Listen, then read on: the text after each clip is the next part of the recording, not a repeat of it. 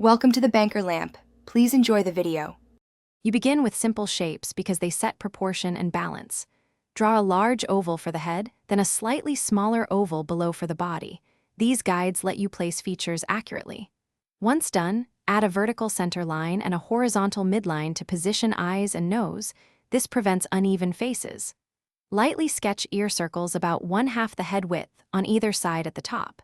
Make sure to keep strokes loose. They will be refined later. Now refine the face and limbs so the character reads as a panda. Draw the distinctive eye patches as rounded teardrops on the horizontal guide. This creates the classic look and frames the eyes.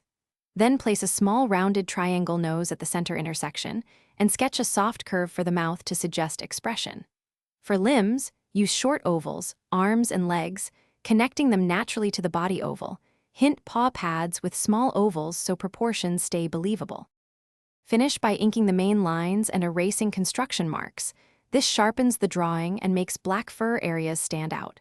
Fill ears, eye patches, arms, and legs solidly, leaving highlights on the nose and belly to suggest roundness.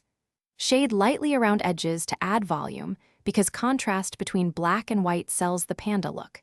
If something looks off, resize the head or eye patches slightly and use the center line to restore symmetry. Thanks for watching. If this was helpful, leave a like and consider subscribing. See you next time.